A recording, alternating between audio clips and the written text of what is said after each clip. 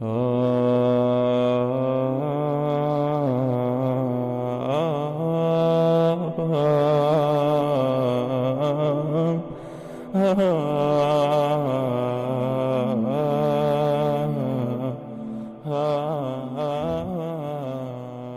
الله والصلاة والسلام على رسول الله وعلى آله وصحبه ومن والاه. بەشی یەکەمی کتێبەکە باسی ئەو سونەتانە بوو کە کاتیان هەبوو. نوێژە فەرزەکان هەرێک کاتی خۆی هەیە لە خەو هەستان و کۆمەڵێک ئەو سونەتانەی کە کاتی هەبوو سەڵات و دوحا ئەوانە. بەڵام ئێستا دێتە سەر بەشێکی تری کتێبەکە سونەن غەیر مەوقوتە، ئەو سونەتانەی کە پەیوەستنینە بە هیچ کاتە، یان لەوانەیە ئێستا بیلوانێ دەمەشکە بیلوانێ کاتەشکەبی، یعنی پێویست نییە بە هیچ کاتێک. ئینجادێ لە خواردنەوە ڕادەست پێ دەکاتن و هەتا ئەو سونەتەکانی کەش باسییان دەکاتن و هەر بابەتێک و کۆمەڵێک سونەتی خۆی باز دەکات. السنن غير الموقوتة هي القسم الثاني من السنن اليومية، وهذا النوع من السنن بابه واسع وهو كثير، ومنها ما يختلف باختلاف الأحوال والأشخاص والأماكن والأوقات. وسأعرض جاهدا السنن التي تتكرر في اليوم والليلة، سائلا الله تعالى التوفيق والسداد. وأول شيء في هذا القسم سنن الطعام. دەفەرمێ ئەو سونەتانەی کە پەیوەستنینە بە هیچ کاتێکەوە کە ئەوەش بەشی دووەمی ئەو سونەتە ڕۆژانەیانەیە کە ئینسان بەسەریدا دێتن و دووبارە دەبیتەوە، و ئەو سونەتاش باڵێن دەرگایەکی فراوانی هەیە و زۆر شت لە خۆ دەگریتن، دەشگۆڕێ بە پێی گۆڕانی کەسەکان و حاڵ و باڵیان و شوێنەکان و کاتەکان گۆڕانکاری بەسەر ئەو سونەتانەشدا دێتن. ئەوەی کە ئێستا ئێمە تێبکۆشین و بۆتان پیشان بدەین کە ئەو سونەتانەی لە شەو ڕۆژێکدا دووبارە دەبیتەوە، داوامان لە خۆی پەروەردیگارە کە تەوفیقمان بداتن. دفرمي وأول شيء في هذا القسم سنن الطعام. يكم شد لو بشا باسي بكين سنتكاني خواردنا بابزان خواردن آداب كانوا سنتكاني تي بل. ولم أضع سنن الطعام ضمن السنن الموقوتة، لأن الأكل والشرب قد يكون عارضا في أي وقت فيحتاج معه تطبيق السنن، ولأن أوقات الأكل وإن كانت في غالب واقعنا اليوم موقوتة، إلا أنها في عصر أولئك الأفذاذ عصر الصحابة وكذا التابعين من بعدهم وسلف هذه الأمة ليست في غالبها موقوتة، فهم لا يجدون كثيرا مما نجد. والقصد أن كثيرا منهم قد لا يجد في يومه ما يأكله، فضلا على أن يكون لديه طعام يأكله في وقت محدد. بله دفرمي سنة كاني خواردن لەبەر هەندێک لەو سونەتانەم دانەناوە کە کاتێکیان بۆ دیاری کراوە، سونەتی کات بۆ دیاری کراون، لەبەرەوەی خواردن و خواردنەوە یعنی بەسەر ئینسانەکەدا دێتن، یارحەمکە خواردن و خواردنەوە بەسەر ئینسانەکەدا دێ شتێکە کە بەسەریدا دێتن لە هەر کاتێک لە کاتەکان بیتن. ئینسان کاتێکە پێویستی بەو شتێ بوو لە بۆی دەڕوا و ئەو سونەتانەش تەطبیق بکات لەو کاتەیدا. ئەگەر چی کاتی خواردن و خواردنەوە بە زۆری لە واقعی ئەو ڕۆماندا شتێکی دیاریکراوە، یعنی زۆربەی خەڵکەکە پاش بانگی نیوەڕۆ نانی نیوەڕۆ دەخۆنیە، پاش بانگی مەغریب نانی ئێوارە دەخواتن، بەیانی نانی بەیانی دەوروبەری سەعات مەسەلەن 7-8 نانی بەیانی دەخوا. ڕاستە دەڵێ لە زۆربەی وەختەکە پێشتر ئەوها بووە، ئێستا با بڵێن زۆرینەی، بەڵام لە کاتێکدا ئەوەش پەیوەست نییە مەرجنی هەموو کاتەوە بی، لەوانەیە جاروێ زووتر دەخۆن، جاروێ درەنگتر دەخۆن، جاروەیە ئینسانی وهەیە دەیکات یەک جەم، ئیوا هەیە 5 جەمی دەخوا، وەنی بە پێی پێویستیەکەی ئینسانەکەی دەگۆڕێتن. بەڵام لە سەردەمی پێشوو، لە سەردەمی سەحابە و تابعین و ئەوانەی پاشە و سەلەف کات بۆ دیاریکرا و نەبوو خواردنەکەیە، جاریوە هەبووە هیچیان نەدیتە، یعنی زۆر جاروە بووە هیچیان نەبووە لەو دەمی کە بەدەستیان کە تێ شتێکیان خواردیە. وەکو ئەوەی کە مەسەلەن کابرا مەبەستی خواردنەک بی لەو دەمە بەدەستی نەکەوی دواتر کە بەدەستی بکەوتن خواردنەکەی دەخوارد لێ دەڵێ لەبەر هەندەیە دامنەنا لە کاتەچی دیاریکراو کە بڵێن پەیوەستە بەو کاتەوە بەڵ. فهذا نبي الأمة صلى الله عليه وسلم ونبراسها وخير البشرية يدخل على عائشة رضي الله عنها ذات يوم ويقول: يا عائشة، هل عندكم شيء؟ قالت: فقلت: يا رسول الله ما عندنا شيء. قال: فإني صائم. وفي حديث أبي هريرة رضي الله عنه قال: جاء رجل إلى رسول الله صلى الله عليه وسلم فقال: إني مجهود، فأرسل إلى بعض نسائه فقالت: والذي بعثك بالحق ما عندي إلا ماء. ثم أرسل إلى الأخرى فقالت مثل ذلك، حتى قلن كلهن مثل ذلك: لا والذي بعثك بالحق ما عندي إلا ماء. فقال: من يضيف هذا الليلة رحمه الله، حتى ضيفه رجل من الأنصار. بەڵ ئەجا پێغەمبەر عەلەیهی سەڵات وەسەلام کە باشترینی ئینسانەکانە وەنیە کاتێک کە دێتە ژوورەوە دێتە لای خاتو عایشەی دەفەرمێتن: ئەی عایشە هیچمان هەیە، هیچ شتێکتان هەیە؟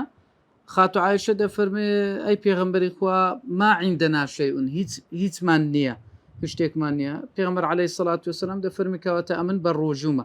کەواتە یعنی پێغەمبەری خوا عەلەیهی سەڵات وەسەلام باشترین کەسێک بووە چوتە ماڵەوە هیچیان نەبووە لەو دەمە. ئەگەر برێن خواردن پەیوەستە بە کاتەچی یعنی و کاتە فەوتا دەکا نا پەیوەست نەبووە بە هیچ کاتەچی.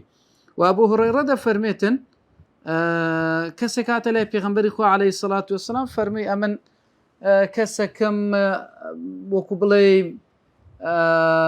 میوانم لێرە، یعنی خەڵکی منتیقەکە خەڵکی شوێنەکەی نەبووە، فەرمی هاتیمە ئێرە. پێغەمبەریش عەلەیهی سەڵات وەسەلام کەسێکی ناردە بۆ لای هەندێک لە خێزانەکانی، فەرمووی پێیان بڵێ بزانن چیان هەیە. ئەو جەکاتێک یەک لە خێزانەکانی فەرمی: والذی بعثەکە بالحەق ما عندي إلا ماء. فەرمووی سوێن بەو کەسەی کە تۆی بە حەق ناردووە، هیچمان نییە، هیچ ملانیە ئیلا ئاو نەبی. یعنی لە ماڵی پێغەمبەری خوا عەلەیهی سەڵات وەسەلام بەس ئاو هەبووە. لە پاشان ناردی لە بۆ یەک کەشکە، ئەوش هەمان قسەی کردەوە، هەتا گوتراوە هەر هەمیان ئەو قسەیان کردەوە، گوتیان هیچمان نییە ئیلا ئاو نەبیتن. یعنی لە ماڵەکانی پێغەمبەری خوا عەلەیهی سەڵات وەسەلام تەنها ئاو هەبووە، هیچ خۆراکیان لەکن نەبووە. هەتا کەسە گوتیتی، هەتا پێغەمبەر عەلەیهی سەڵات وەسەلام فەرمی: چێ ئەو میوانم ڕادەگری ئەو شەو؟ یەکە گوتی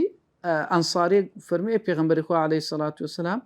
ئەمن ئەو میوانەی تو ڕادەگرم. دوایەکە ئەو کەسە بردیەوە و خێزانەکەی ئەنساریەکەی گوتی: ئەوە چێ هینایتەوە؟ فەرمی: ئەوە میوانی پێغەمبەری خوا عەلەیهی سەڵات وەسەلام. فەرمی: ئەخە خواردنەکە بەش خۆم و منداڵەکان ناکە. فەرمی: منداڵەکان بنوێنە، چرایەکەش بکوژێنەوە، ئەوجە خواردنەکەی هەموو لە پێشەوی دابنێ، ئێمەش بەس تەقە لە قاپەکە دەینین بە مراکەکەی، هەتا وا هەز بکە لەگەرەوی دەخۆین، بەڵام بە ئەو خواردنەکەی بخۆت چکە میوانی پێغەمبەری خوا عەلەیهی سەڵات وەسەلام. بەڵێ. وهكذا الصحابة وعلى رأسهم العمران أبو بكر وعمر رضي الله عنهما. فعند مسلم من حديث أبي هريرة رضي الله عنه قال: خرج رسول الله صلى الله عليه وسلم ذات يوم أو ليلة، فإذا هو بأبي بكر وعمر، فقال: ما أخرجكما من بيوتكما هذه الساعة؟ قال: الجوع يا رسول الله. قال: وأنا والذي نفسي بيده لأخرجني الذي أخرجكما، قوموا.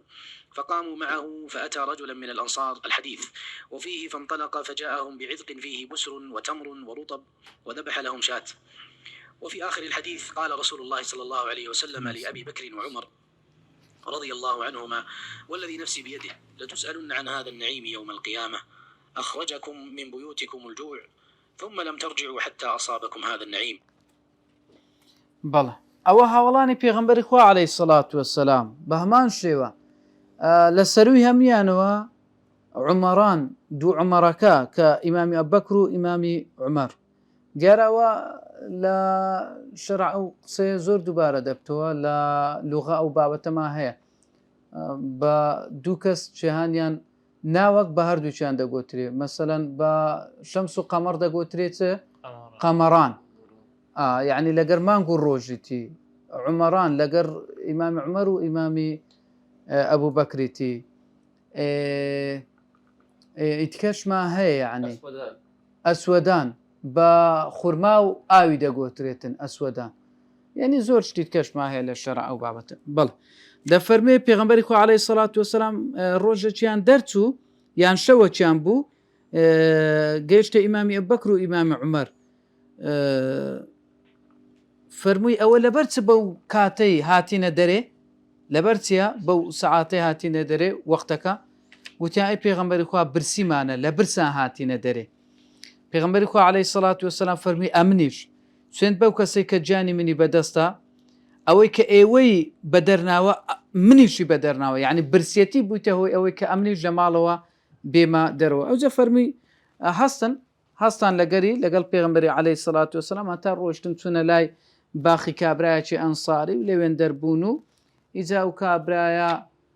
ئاوی لە بۆ هینان و خوڕمای دانێ و حتا مەڕەچی لە بۆ سەر بڕین و پێغەمبەری خوا عەلەیهی سەڵات وەسەلام بە ئیمامی ئەبوبەکر و ئیمامی عومەری فەرموو سوێند بەو کەسێک کە گیانی منی بەدەستە پرسیارتان لێ دەکرێ لەبارەی ئەو نیعمەتەی لە ڕۆژی قیامەت کە لە ماڵەوە ئەنگۆ دەرچوون لە ماڵەوە برسێتی ئێوەی دەرنا ئێستا دەگەڕێنەوە ماڵەوە بەو نیعمەتە و تووشی ئەو نیعمەتە بوونە خوای پەروەردگار ئەو نیعمەتەی لەگەڵ کردوونە ئەو ناز و نیعمەتە فەرمی لەسەر ئەوە پرسیارتان لێ دەکرێت ئەوەی ئاەتەکەش ثم لتسألن يومئذ عن النعيم پرسیارتان لەبارەی نیعمەتەکانەوە لێ دەکرێت بەڵ وها هو ناقل السنة أبو هريرة رضي الله عنه كما روى البخاري قال محمد كنا عند أبي هريرة وعليه ثوبان ممشقان من كتان فتمخط فقال بخ بخ أبو هريرة يتمخط في الكتان لقد رأيتني وإني لأخر فيما بين منبر رسول الله صلى الله عليه وسلم إلى حجرة عائشة مغشيا علي فيجيء الجائي فيضع رجله على عنقي ويرى أني مجنون وما بي من جنون ما بي إلا الجوع بلى ئەوەتە ئەو کەسێک کە سنەی پێغەمبەری عەلەیهی سەڵات وەسەلام حەدیسەکانی ئەوی بۆ نەقل کردوینە ئەبوو هورەیرە بزانە حاڵی چۆن بووە لە دەست برسێتی و نەبوونی خواردن ئەوەتە بوخاری باز دەکات دەجێرتەوە لە محەممەد دەفەرمێتن كنا عند أبي هريرة دەفەرمی ئێمە لە لای ئەبوو هورەیرە بووین ئەبوو هورەیرە دوو جلی کەتانی خەتخەتی لەبەر بووە دەفەرمێ گوتمان بەخین ئەبوو هورەیرە گوتمە بەخ لە بۆ وشەکە لە بۆ خۆشی و ئەوەی بەکاردێتن لە کوردەواری وەکو بڵێ یعنی وەکو شتێکی ئەوە های یعنی ماشەڵڵا ماشەڵڵا یان شتێکی وا لەو بابەتەی کە بەرەو ئەوە هاندانێک بی بەسەر هەڵدا گوتنێک بێ کە ئەو شتە ئەوها فەرمێ ئەو ئەبوو هورەیرە ئەو دوو جولە ئەوە کەتانە خەتخەتە و جوانەی لەبەرە إذا أبو هريرة تقريبا يعني اشتكي ولا بخوشي وأوي لقد رأيتني وإني لأخر فيما بين منبر رسول الله صلى الله عليه وسلم إلى حجرة عائشة فرمي أبو هريرة فرمي أنقول من تندبيني كأمن لخودتم للاي منبري بيغمبري عليه الصلاة والسلام لبو لاي حجرك خاتو عائشة يعني مالي خاتو عائشة يعني لو بيني لبيني مالي خاتو عائشة ومنبري أمن زالوا أبو لو بيني لخودتم يعني دكوت ما سرزوي كابرا كبيودا دهاتو دتو زالوا أبو خريق بو من لبيم ملم بني بيلا ملم بنيتن وهذا دهاتو دتو ويدا زاني أمن شيتي أمني قرتيا بس نخير شيتي أمني نقرتبو يعني شيت نبوبهم بلكو برسيتي وايلا من كردبو وزعم أو هانا خوش بيو يعني بكوما أو قورو بكوما سرزوي كواتا يعني راس أنقو أمن أو هذا بينم بلام لو ظروفك ووضعك دابو ما من بو مرحلة بو وي ظروفك دا تيبريما سبحان الله دا فرمي برسيارم لإمامي أبو بكر داكر خو بسياركم بخوم دا زاني بس لين داكر دنبو بليتم ولا لقرمن داكو جاي بسياركي دام ودروش برسيارم لإمامي عمر داكر باماشيوا جاي بسياركي دامو دروي نيدكو ورا لقرم يعني كور أم دزام بسيارك أو هاي بس دميز بريد دورا لقرم بابسي خوارد نيشي بخوين زور جاروي أوها بسيار دكري دري ورا دەفەرمو پرسیارم لە پێغەمبەری دەکرد عەلەیهی سەڵات وسەلام دەفەرمو وەرە ئەبوو هورەیرە وەرە ئەوجا ئەو دەیبردمەوە نانی دەدامی بەڵێ ئەوەش تەبانەوە یعنی ڕەحمەتی پێغەمبەر عەلەیهی سەڵات وسەلام و ناسینی کەسەکە بەڵێ. وليس فقط أبو هريرة رضي الله عنه، بل تأمل حال هؤلاء الذين يسقطون من الجوع في صلاتهم كما روى الترمذي من حديث فضالة بن عبيد رضي الله عنه أن رسول الله صلى الله عليه وسلم كان إذا صلى بالناس يخر رجال من قامتهم في الصلاة من الخصاصة وهم أصحاب الصفة، حتى تقول الأعراب هؤلاء مجانين أو مجانون. فإذا صلى رسول الله صلى الله عليه وسلم انصرف إليهم فقال: لو تعلمون ما لكم عند الله لأحببتم أن تزدادوا فاقة وحاجة. قال فضاله: وأنا يومئذ مع رسول الله صلى الله عليه وسلم. وهذا في زمن خير القرون وما بعده من قرون التابعين والسلف، مما يدل على أنهم لا يأكلون إلا إذا وجدوا، وليس لهم أوقات محددة في الأكل، لأنهم وإن حددوا ربما لا يجدون. وليس هذا موطن بسط تلك القصص والأخبار، فلله درهم، ونسأله أن يمن علينا بشكره كما من علينا بنعمته. بەڵێ ئەوە بەس ئەبوو هورەیرەدا نەهاتێ ڕەزا و ڕەحمەتی خوای لێ بیتم بەڵکو وەرە تەماشا بکە ڕابمێنێ لەسەر ئەو لە حاڵی ئەو کەسانەی کە لە برسێتی بەهۆی برسێتیەوە لە ناو نوێژدا لە خۆ چوینە بەربووینەوە،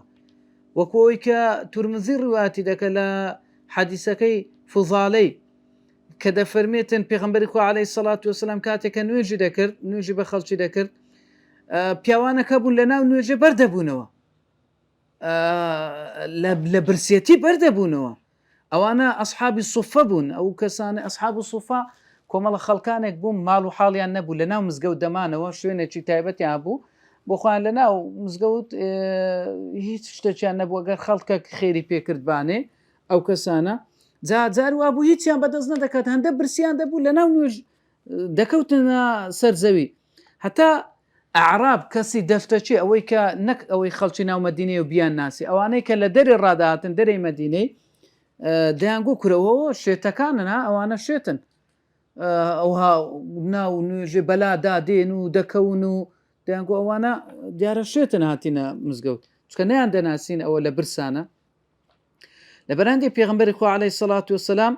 کاتێکە نوێژەکەی تەواو کرد چووە لایەن فەرمووی: لەو تعلمون ما لكم عند الله لأحببتم أن تزدادوا فاقة وحاجة. فەرمووی ئەگەر ئێوە بزانن چ بەخششێکتان لەلایەن خوای پەروەردیگارەوە بۆ ئامادەکراوە، ئەوە ئێوە پێتان خۆش بوو، ئەو لە خۆچوونەتان زیاتر بایە و ئەو پێویستیەتان زیاتر بایە، چونکە بەڕاستی ئێوە بەخششێکی گەورەتان هەیە لەلایەن خوای پەروەردیگارەوە. ئەوجا فوضالە دەفەرمێ: وأنا يومئذ مع رسول الله صلى الله عليه وسلم. ئەو ڕۆژە ئەمن لەگەڵ پێغەمبەری خوا بووم عەلەیهی سەڵات وسەلام کە ئەو قسانە کرد. ئەوجا ئەوە باشترینی خەڵکی سەردەمەکەنە، ئەو قەرنەنە، ئەو سەدەیەنە باشترینی، لە پاش ئەوان تابعین، لە پاش ئەوان سەلەف کە ئەوانە بەڕاستی جاری وها بۆ هیچ نەبووە بیخۆن،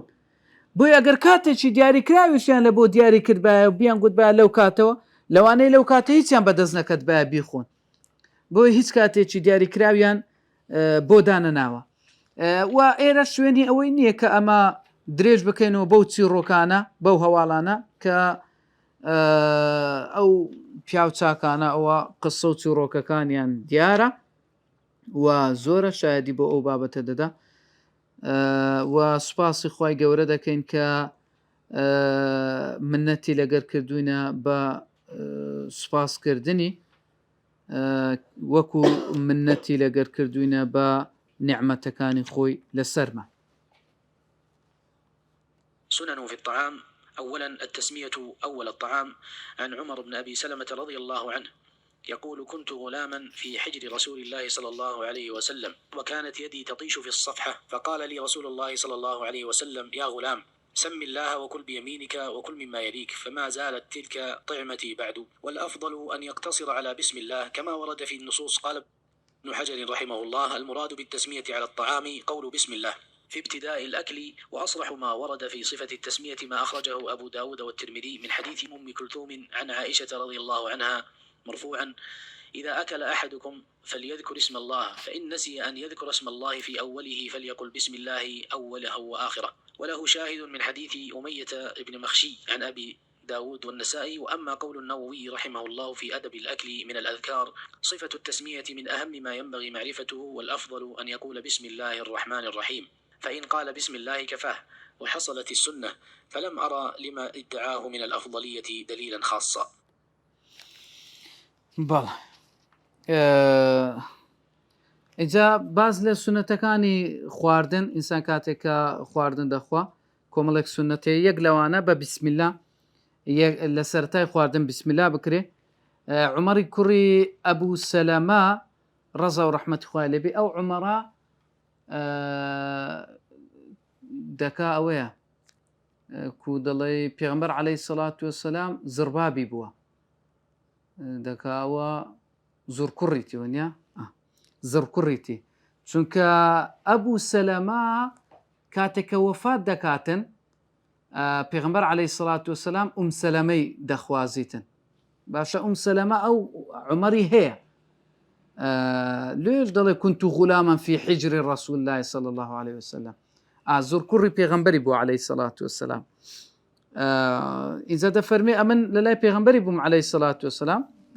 لە ماڵی ئەوان بووم دەستم دەچێشا بەناو قاپەکە لەو لام دەینا لەو لام دەیبرد پێغەمبەری خوا عەلەیهی سەڵات وەسەلام فەرمووی ئەی ڕۆڵە شیرینم سەمی الله بسم الله بکە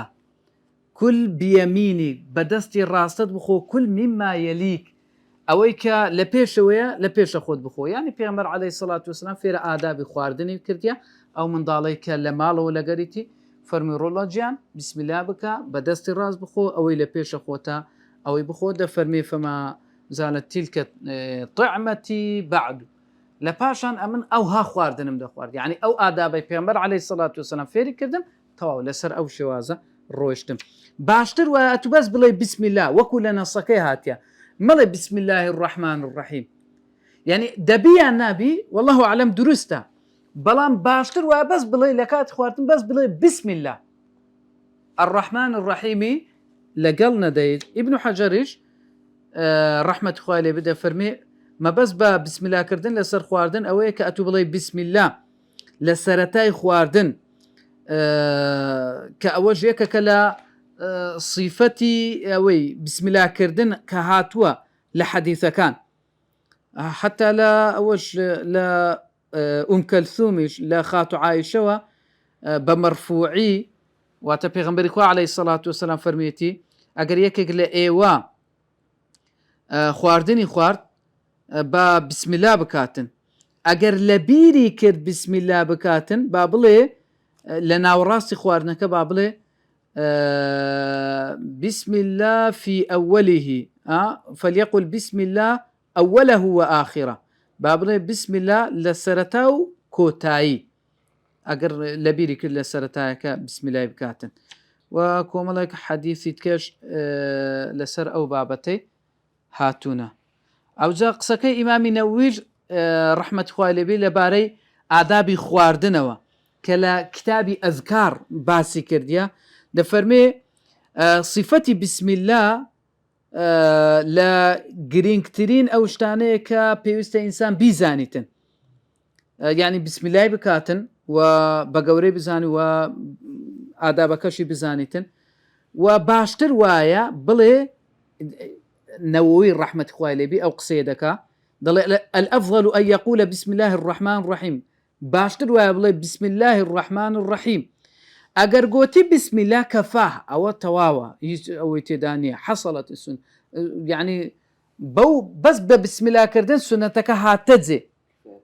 بەس بە بسم الله کردن دەڵێ لەبۆ ئەو بانگەشەکردنی ئەو باشیەش کە بڵێ بسم الله الرحمن الرحیم شتێکی باشە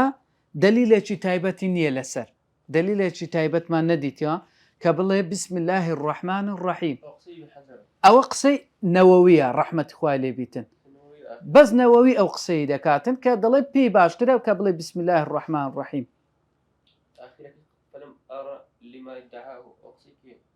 ئینەوەویە ڕەحمەتی خوای لێ بیتن قسەوی نەقڵ دەکات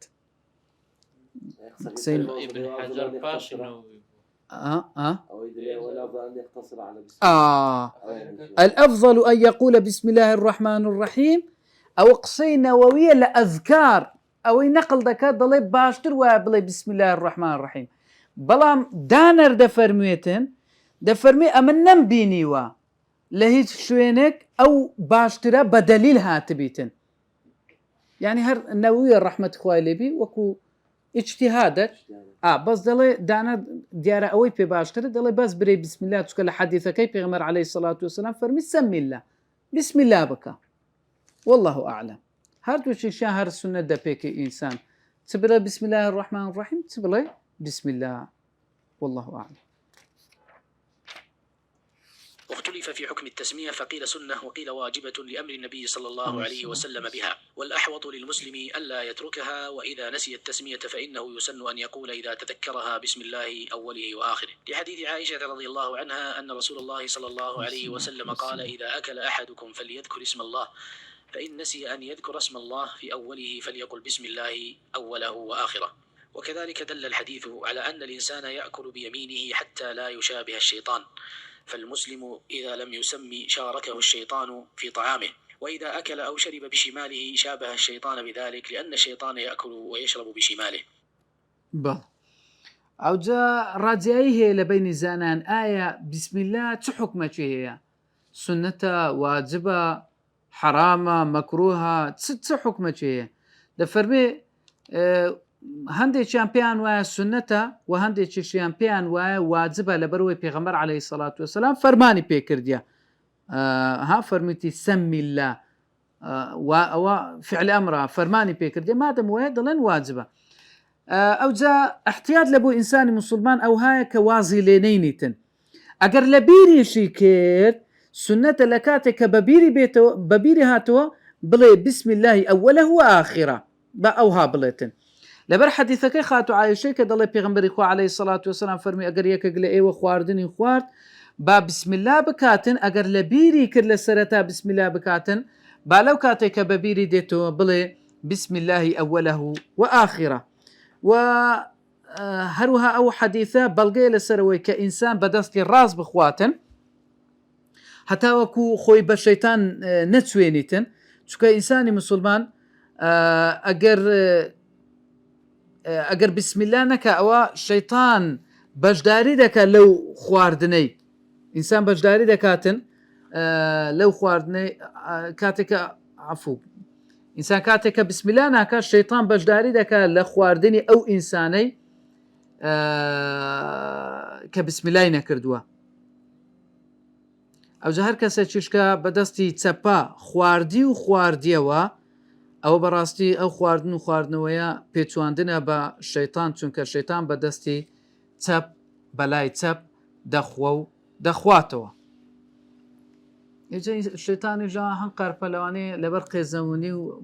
بابەتەکەی وەنیە بەدەستی چەپ و بەلای چەپ بخواتن چونکە پێغەمبەر عەلەیهی سەڵات وسەلام عەزی لە ڕاستێک بوو ئەو چەپەی هەربژاردی و هەموو شتەکانی بە چەپە دەکات.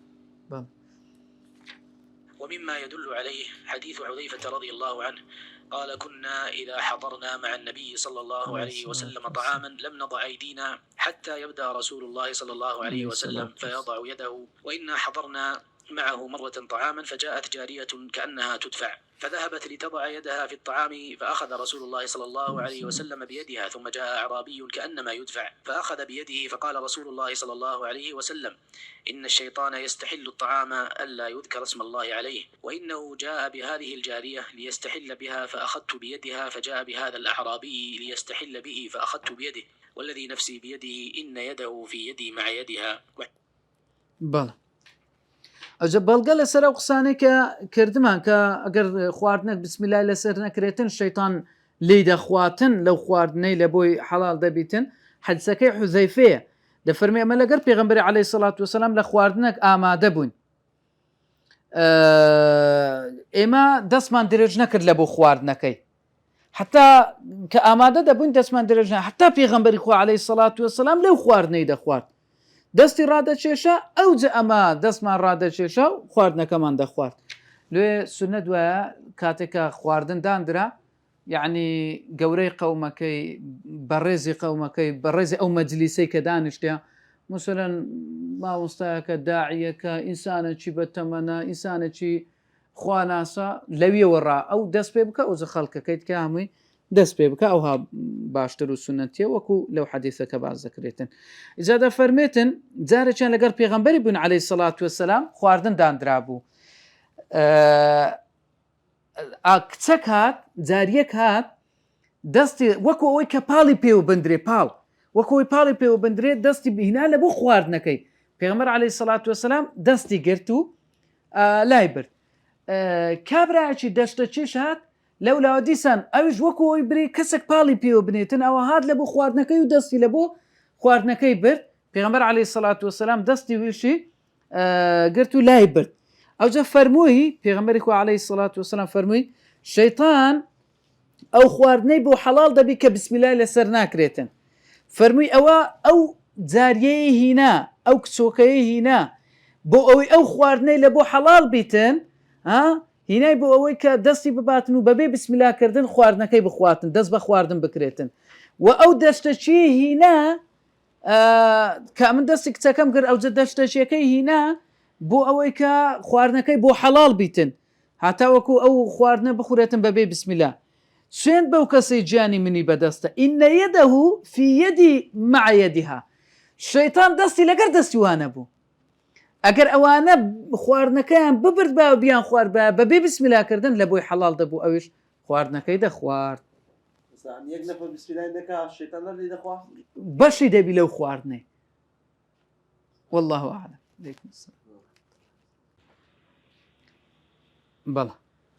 حديث عبد الله بن عمر رضي الله عنهما أن رسول الله صلى الله عليه وسلم قال لا يأكلن أحد منكم بشماله ولا يشربن بها فإن الشيطان يأكل بشماله ويشرب بها قال وكان نافع يزيد فيها ولا يأخذ بها ولا يعطي بها والصحيح أن الشيطان يأكل حقيقة لظاهر النص السابق قال ابن حجر رحمه الله قال الطيبي وتحريره لا تأكلوا بالشمال فإن فعلتم كنتم من أولياء الشيطان فإن الشيطان حمل أولياءه على ذلك انتهى وفيه عدول عن الظاهر والأولى حمل الخبر على ظاهره وأن الشيطان يأكل حقيقة لأن العقل لا يحيل ذلك وقد ثبت الخبر به فلا يحتاج إلى تأويل والشيطان حريص على دخول البيوت ليبيت فيها ويشارك أهلها الطعام والشراب عن جابر بن عبد الله رضي الله عنه أنه سمع النبي صلى الله عليه وسلم يقول إذا دخل الرجل بيته فذكر الله عند دخوله وعند طعامه قال الشيطان لا مبيت لكم ولا عشاء وإذا دخل فلم يذكر الله عند دخوله قال الشيطان أدركتم المبيت وإذا لم يذكر الله عند طعامه قال أدركتم المبيت والعشاء بەڵێ جادە فەرمێ حەدیثەکە عەبدوڵای کوڕی عومار ڕەزا و ڕەحمەت خوان لێبی دە فەرمێ پێغەمبەری خوا عەلەیهی سەڵات وەسەلام فەرمووی هیچ یەک لە ئێوە بەدەستی چەپ نەخواتن و بەدەستی چەپ نەخواتەوە چونکە شەیطان بەدەستی چەپ دەخواتەوە نافع ئەوەندەشی لە بۆ زیادکردی دەفەرمێتن و بەدەستی چەپ نەبەخشی و بەدەستی چەپ وەرنەگریتن بە ئەو هاژ نەکاتن ئەوەی ڕاستە شەیطان بە دەستی چەپ بەواقعی شەیطان بەلای چەپ وەردەگریتن و دەخواتن چونکە ظاهری حەدیثەکە و دیاری حەدیثەکە ئەوها دەگەینیتن کە شەیطان بەلای ڕاستە دەخواتن بەلای چەپە دەخواتن ئیبن حەجەر ڕەحمەت خوای لێبی دەفەرمێ طەیبی فەرموویەتی لێکدانەوەی حەدیثەکەی کە دەڵێ شەیطان بەلای چەپ دەخواتن ئەوە بەمانای ئەوەیە هەر کەسێک ئەو ئیشەی بکاتن دەبیتە دۆستی شەیطان یعنی وەکو شەیطانی لێ دێ دەبیتە پاڵپشتی شەیطان دۆستی شەیطان چونکە شەیطان وا لە دۆستانی خۆی دەکاتن ڕایان دێنی لەسەر ئەو کارانە ئینتەها ئەوەندە قسەکەی بۆندە کۆتای پێدەینیتن ئەوەش لادانەکە لە ئەوەی مانە دیار و ئاشکرایەکەی حەدیثەکەی بەڕاستی ئێمە پێمە باشتر وایە حەدیثەکە چۆن باسی کردیە ئەوها لەسەر شێوەی ئاشکرای حەدیثەکە باسی بکەین کە دەڵێ شەیطان بەلای ڕاستە دەخوا بەمانە بەواقعی و بەڕاستی بەلای کە شەیطان پەدەخوا بەمانە بەواقعی بەلای چەپ دەخواتن یعنی مانای ئەوەی نییە شتشکەی لە بۆ لێک بدەینەوە نە کووە ئەوها بەواقعی بەلای چەپدا دەخواتن چونکە لأن العقل لا يحل ذلك چونکە حەقل بەڕاستی ئەوەی پێ ئەوە ناکرێتن ینی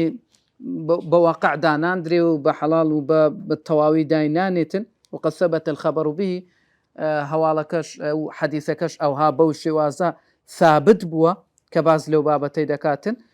فلا يحتاج إلى تأويل تبيز بالتأويل دكات وبي تأويل أو حديثي بكي بلا أو هاني ولقر أو كسيتي وفلاني نا حدث كباسي ويدك أو هاي وطوا أو جا الشيطان سورة لسر أويكا لقر من بيتا مالوش وشو بمينيتو ولا ويندر وبجداري خواردن من بكاتن خواردنەوە مان بکە وەکو حەدیثەکە جابری کوڕ عەبدوڵڵا دەفەرمێتن جملە پێغەمبەری بۆ عەلەیهی سەڵات وسەلام فەرمی ئەگەر پیاوێک بچێتە ماڵەوە بسمیلا بکە لە کاتی چوونە ژوورەوە و بسمیلا بکە لە کاتی خواردن ئەوە شەیطان دەڵێتن لا مەبیتە لەکم ولا عەشا شەیطان دەڵێتن شەومانەوەتان لێرە نما چونکە ئەوە کە هاتە ژۆرە بسمیلای کرد و هەروەها دەڵێ خواردنیشتان نما چونکە عاشا بە خواردنی ئێوارە دەگوترێ بەس عیشا یعنی نوێشکردن وانە نوێژێوە بەڵێ دەفەرمێ خواردنیشتان نما تەواو لێرە بەڵام ئەگەر کابراەک هاتە ژوورەوە فەلەم یەذکوری الله بسمیلای نەکرد لە کاتی هاتنە ژوورەوەکەی ئەوە ئەو کابرایە شەیطان دەڵێ ئەدرەکتم المەبیت دەڵێ ئەوە شوێنێکما هەبوو فندقمان لۆ پێیا بوو ئەو جا ئەگەر بسمیلای نەکرد لە کاتی خواردنەکەش دەرێکاکە ئەوە فندقمان لە بۆ پێیا بوو و خواردنیشمان لە بۆ پا بوو خواردن و خواردنەوە و شەومانەوەشمان هەمووی بەلاژ ڕاوەستا بەس ئەگەر بسمیلای بکاتن ئەو کات ئەوانەی هیچیان لە بۆ نابیتن بەڵێ